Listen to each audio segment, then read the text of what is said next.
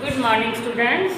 मैं चंद्रकांता आज आपको मुहावरे जो हमारे हिंदी में सिलेबस में हैं, ये कोई इस कक्षा के लिए नहीं कि कक्षा 8 के लिए, 9 के लिए, 10 के लिए, मतलब ये किसी भी क्लास में सिलेबस में हो सकते हैं, रखे जा सकते हैं। तो 10th में तो है सही, 9th 10th में मुहावरे हमारे सिलेबस में हैं और इसके साथ 7th में 8th में इसमें भी जो है मुहावरे समझाए जाते हैं, पढ़ाए जाते हैं बच्चों को। तो सबसे पहले तो मुहावरे है क्या, इसके बारे में हम समझेंगे। सामान्य अर्थ का बोध ना करवाकर विशेष अर्थ का जो बोध करवाते हैं वे मुहावरे होते हैं। अब मुहावरे में मतलब जो सामान्य अर्थ होता है, जो मुहावरा दिया गया है वो अर्थ उसका नहीं होता, बल्कि कोई विशेष अर्थ उसका निकलता है। क्योंकि सामान्य अर्थ यदि हम उसका लें तो जरूरी नहीं है कि वैसा हो जाएगा। जैसे हम ये कहते हैं कि आकाश पाताल एक करना, अब आकाश और पाताल को एक कर दे, ये संभव नहीं है, इसका सामान्य अर्थ तो ये बनेगा, लेकिन इसका विशेष अर्थ है। विशेष अर्थ के लिए ही जो है ये मुहावरों का प्रयोग किया जाता है। अब विशेष अर्थ इसका क्या है, बहुत परिश्रम करना, यानी बहुत ज़्यादा मेहनत करना, तो इसका जो विशेष अर्थ हो गया। तो ये जो मुहावरे हैं ये हमें विशेष अर्थ का बोध करवाते हैं और वाक्य में इसका प्रयोग एक क्रिया के समान होता है, मतलब जो काम करते हैं ना हम, उसके लिए इसका किया जाता है।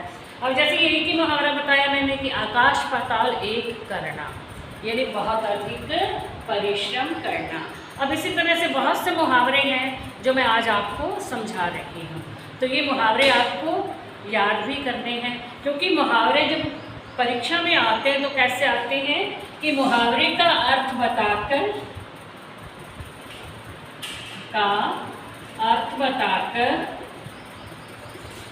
वाक्य में प्रयोग कीजिए, ठीक है। इस तरह से आपके एग्जाम में मुहावरे आते हैं। अब आपको इसमें मुहावरे का अर्थ भी बताना है, फिर उसका वाक्य भी बनाना है। अब जब वाक्य बनाएंगे तो उसमें जो है उसका विशेष अर्थ जो होता है बहुत परिश्रम करना, जैसे इसका आगे आकाश पाताल एक करना, वो वाक्य बनाते समय ये नहीं आना चाहिए, विशेष अर्थ नहीं आना चाहिए, उसमें मुहावरे का ही प्रयोग होता है। अब मैं आपको बताती हूँ, जैसे बच्चे हैं अंधे की लकड़ी। अब क्या है मुहावरा, अंधे की लकड़ी। तो इसका जो है विशेष अर्थ क्या हो गया, यानी एकमात्र सहारा। अब आपको जैसे अंधे की लकड़ी मुहावरा आया, आपको क्या करना है, उसमें उसका अर्थ बता देना है, एकमात्र सहारा। फिर जो है उसका वाक्य बनाना है। जैसे हम लिखें कि राम अपने माता पिता के लिए अंधे की लकड़ी है, ठीक है। तो हमने अंधे की लकड़ी लेना, मुहावरा प्रयोग करना है, या राम अपने माता पिता का एकमात्र सहारा है, ये प्रयोग करके हमने वाक्य नहीं बनाना। तो इस बात का बच्चों आपको सबको ध्यान रखना है। अब जैसे अंधेरे घर का उजाला, इकलौता बेटा। अब इसका अंधेरे घर का उजाला, इकलौता बेटा, जब अकेला बेटा होता है तो कहते हैं अंधेरे घर का उजाला। तो वाक्य क्या बनाएंगे इसमें भी हम, भाई जो राम अपने माता पिता के अंधेरे घर का उजाला है। नाम आप कोई लिख सकते हो, कोई ज़रूरी नहीं है कि जो बोला जा रहा है, ये जो बुक में लिखा हुआ है आपको वही लिखना है, ऐसा नहीं है, कोई भी हो। तो राम अपने माता पिता के अंधेरे घर का उजाला है। फिर है अकल पर पत्थर पड़ना, ठीक है, ये अरण्य रोदन, अकल के घोड़े दौड़ाना। अब जो अकल के घोड़े दौड़ाना, अब हमारी जो बुद्धि है उसके घोड़े हैं कि वो दौड़ते रहेंगे, ऐसा तो नहीं हो सकता। तो समस्या का समाधान ढूंढने के लिए सोच विचार करना, यानी कोई भी समस्या आती है तो उसका समाधान करने के लिए हम कुछ सोचते हैं, समझते हैं, तब उसको क्या बोला जाता है मुहावरे के लिए, अकल के घोड़े दौड़ाना। क्या है, सभी अधिकारी इस विकट समस्या का हल ढूंढने के लिए अपनी अपनी अकल के घोड़े दौड़ा रहे हैं। मतलब कोई ऐसी समस्या पैदा हो गई है जिसका हल ढूंढने के लिए सभी प्रयत्न कर रहे हैं, तब हमने वहाँ क्या लेना है कि सभी अधिकारी समस्या का हल ढूंढने के लिए अपनी अपनी अकल के घोड़े दौड़ा रहे हैं। फिर है आँख का कांटा, यानी अब आँख का कांटा तो कोई है नहीं, कांटा है जो खटकता है ना व्यक्ति को, खटकने वाला व्यक्ति। मजदूरों का उग्र नेता उस मिल मालिक की आँख का कांटा बन गया है।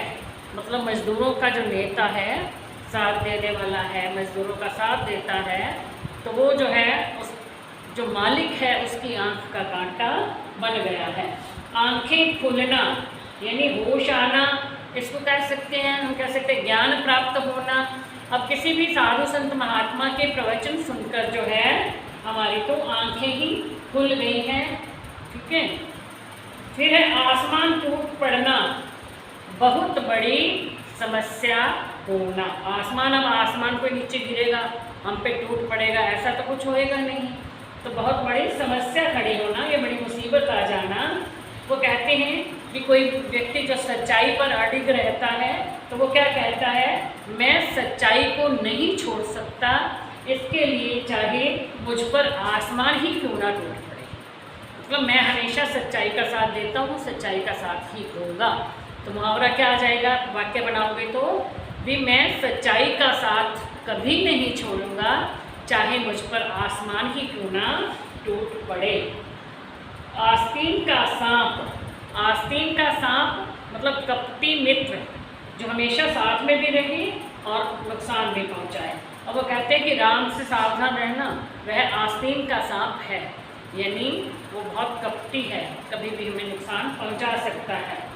आटा गीला होना, अब आटा गीला होना मतलब कि आटा का मूँह तो बहुत ज़्यादा वो गीला हो जाए, ज़्यादा पानी पड़ जाए तो वो फिर क्या हो जाता है ना। तो कहते हैं मुसीबत में और मुसीबत आना। इस निर्धन अवस्था में मतलब किसी गरीब की जो गरीबी में नौकरी का छूट जाना उसका आटा गीला होने के समान होता है। एक तो वैसे गरीब है, फिर जो थोड़ी बहुत नौकरी कर रहा था वो भी छूट गई है, तो इसलिए ये क्या मुहावरे का आएगा, उसके लिए क्या है, आटा गीला होने के समान है। कमर कसना, कमर कसना, कमर को कस के तैयार हो जाते हैं, कहते हैं ना तैयार होना। अब देश में भ्रष्टाचार दूर करने के लिए समाज सेवकों ने कमर कसनी है। अब देश में बहुत भ्रष्टाचार फैला हुआ है, तो जो सेवक लोग हैं जो इस भ्रष्टाचार को ख़त्म करना चाहते हैं उन्होंने अपनी कमर कस ली है, यानी पूरी तैयारी कर ली है। कलेजा मुंह को आना, कलेजा मुंह को आना यानी बहुत ज़्यादा दुखी होना।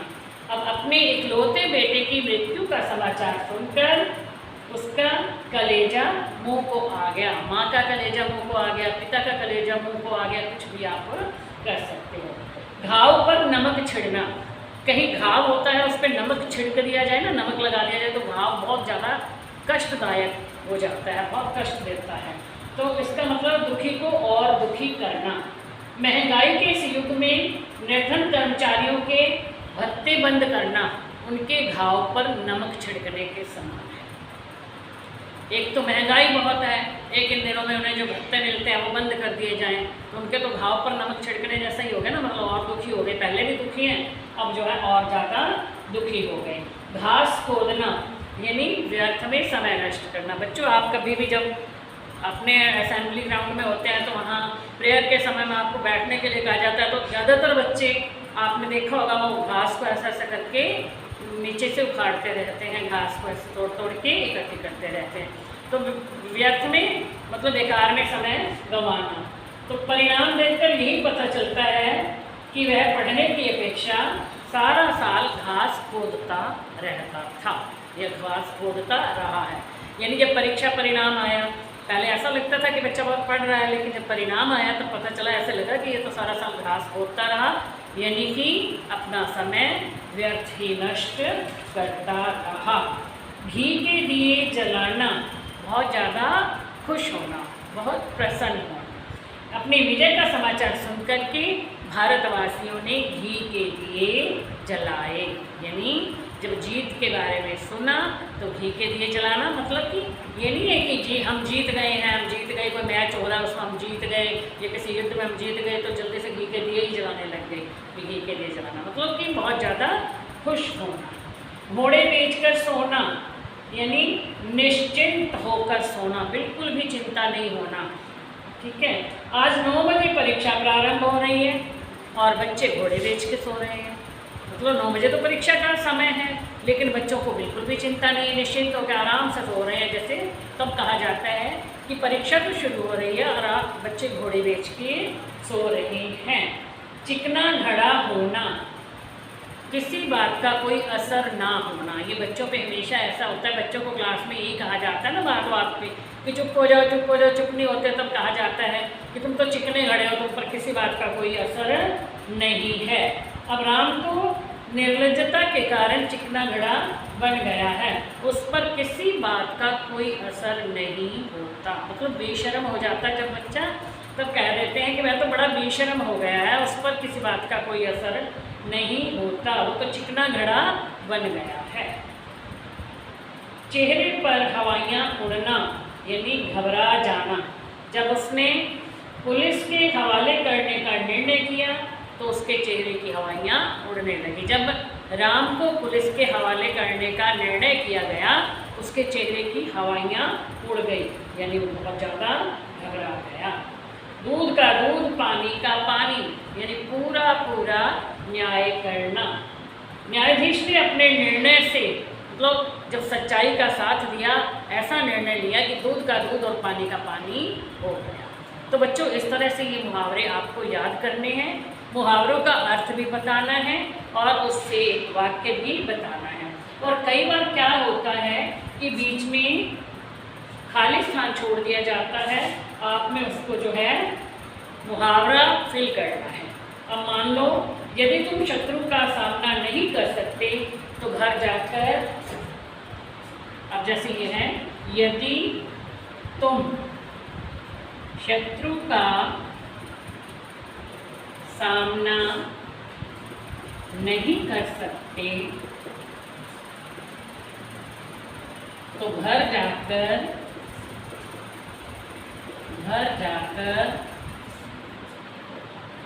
लो। अब इसमें आपको ये फिल करना है, ठीक है, जो रिक्त स्थान में से भरना है। अब रिक्त स्थान में क्या होगा, यदि तुम शत्रु का सामना नहीं कर सकते तो घर जाकर चूड़ियाँ पहन लो। चूड़ियाँ पहनना यानी कायर होना। अब इसमें आपने ये मुहावरा रख दिया, चूड़ियाँ पहन लो। तो इस तरह से आपको रिक्त स्थानों में भी मुहावरा जो है वो लिखना होगा। इस तरह से भी आ सकता है पेपर में, ठीक है। एक तो रिक्त स्थान की तरह से आ सकता है। फिर कई बार जो होता है उसका अर्थ बता दिया जाता है, एकमात्र सहारा। आपको इसका मुहावरा लिखना है, तो मुहावरा क्या होगा, अंधे की लकड़ी। तो इस तरह से आपको पूरा ध्यान रखना है और मुहावरे याद करने हैं। तो आज के लिए बच्चों इतना ही, बाकी आपको नेक्स्ट वीडियो में समझाऊंगा। Thank you.